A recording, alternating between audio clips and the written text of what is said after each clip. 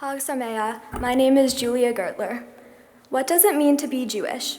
When I first considered this question, I was overwhelmed by how broad the answer must be, in order to encompass my entire religious identity. How could I find a thread that connected big events like holidays to smaller, but just as important moments, like visiting my family? Eventually, I started to find a theme in all these experiences: stories. Of course, the Torah, which our religion revolves around, is one of the most famous collections of stories to exist. It teaches us important lessons about morality and justice, some of the principles that shape our religion. As important as these narratives are, they always seem so separate and distanced from my real life. A few years ago, when I started reading my Bat Mitzvah Torah portion about Joseph and his brothers, I didn't know how I could connect to the narrative on the surface. But when I started to study and discuss the deeper meaning, I was able to gain understanding and appreciate the lessons. Thankfully, I have a very different relationship with my own sister than Joseph did with his brothers. But the basic themes of jealousy and later forgiveness still resonated. I found that after truly engaging with these lessons, I was able to feel close to a story written thousands of years ago. However, Jewish stories do not only exist in the Torah. They live in the memories and words of our families, which are just as important to learn from. Every time we visited my paternal grandmother in Canada, I loved listening to her talk about my father's family growing up in Montreal.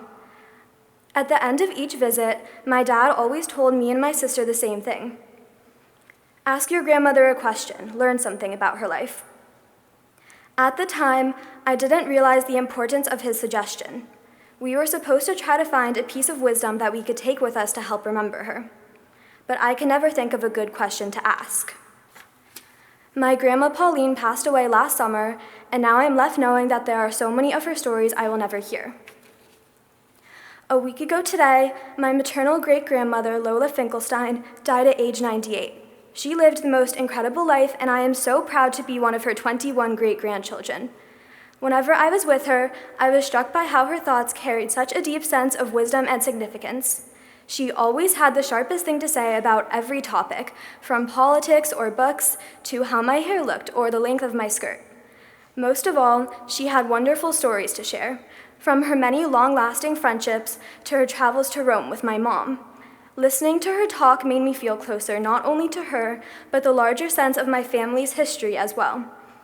I'm lucky to know that her memory lives on through all of her family, including my grandma and mom, as well as me and my sister.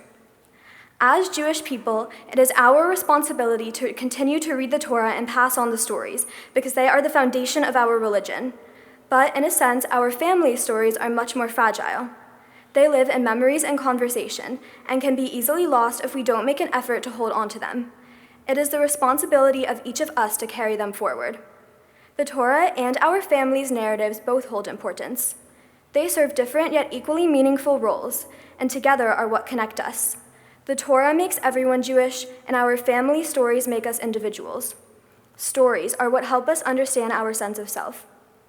They are truly what have shaped not only my Jewish identity, but my character as a whole. Thank you.